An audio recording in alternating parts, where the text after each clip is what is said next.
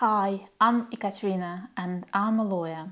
Much of my work focuses on the corporate world, helping businesses with financial matters. But alongside this, I believe in giving back to the community through my pro bono work. Pro bono work means offering free legal support to those who can't afford it. I volunteer with a charity sourcing, where I assist families with children who have special educational needs.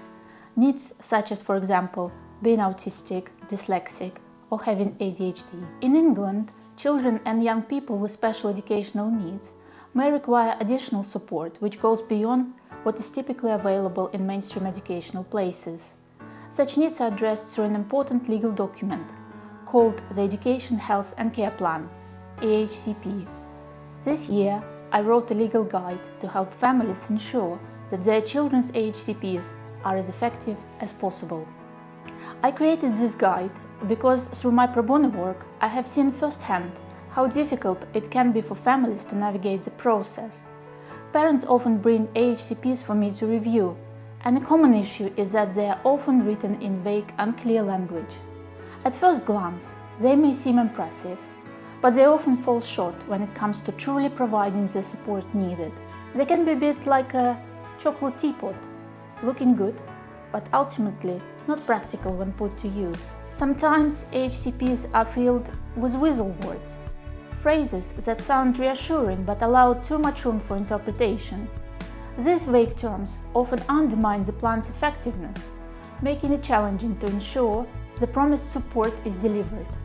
As a result, families are left questioning whether their child is truly receiving the help they need. These weasel words, phrases like "where appropriate" or "when necessary," can water down the clarity of the support, making it harder to hold people accountable. My son, who is incredibly creative, drew the illustration in the book. I've always loved how they bring a child's voice into what can sometimes feel like a dry legal narrative. For me, it was just a matter of time before his ideas in drawings came to life beyond the pages.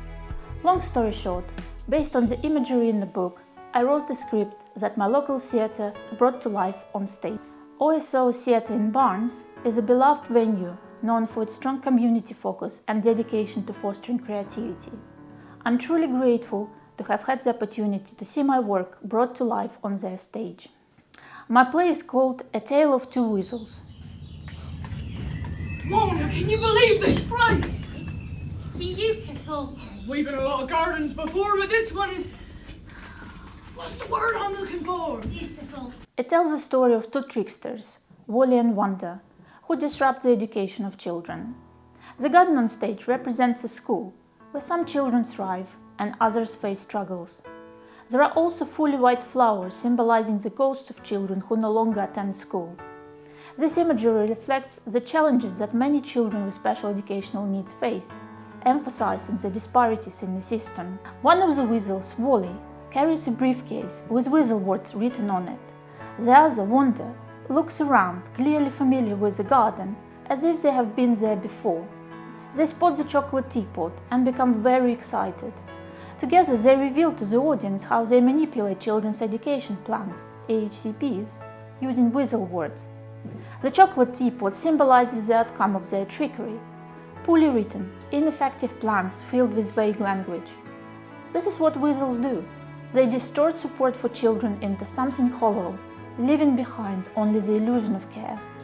As you can see, the play is filled with rich symbolism. The weasels are overjoyed as they consume the chocolate teapot, celebrating until they fall asleep.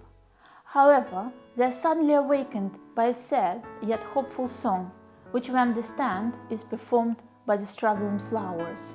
Let's hear the fragment of this song. I'm a little struggle, feeling low, trying hard to grow, but progress slow. When the storm rolls in, I start to bend, but with some care and love, I will mend. I'm a little struggle, but watch me rise. With just a little help, I'll touch the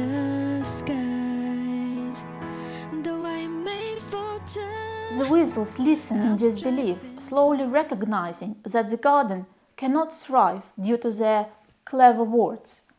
They move from flower to flower, seeing firsthand how they have failed these children.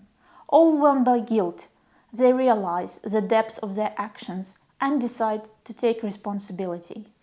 They take the chocolate teapot and decide to transform it into something useful. We see a symbolic surgical operation on stage as they turn it into a mechanical teapot. They brew themselves a strong cup of tea, and as they take a sip, the fog of confusion lifts, bringing newfound clarity. Next, they use brooms to clear away the symbolic trash, bureaucratic burdens, red tape, and confusion. The garden starts to bloom, and the Weasels are exhausted but content. They water the flowers from the mechanical teapot and take a pledge to always prioritize clear, genuine help. Yet, one flower remains white, a child who sadly did not survive.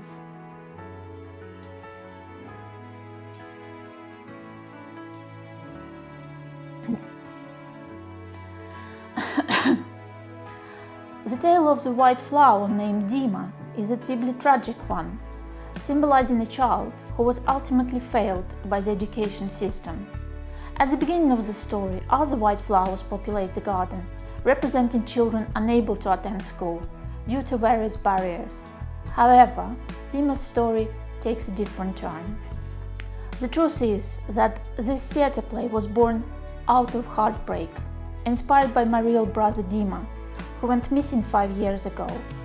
In the play, Dima appears as a white flower and a guardian angel for all children who struggle, emphasizing the need for compassion and support in the education system. It serves as a tribute to Dima and other children like him who have been marginalized by a system that overlooks their unique needs. This video highlights and supports the vital work of two incredible charities, SOSIN and Missing People. I'm also deeply grateful to my law firm for their support, which makes my pro bono work possible.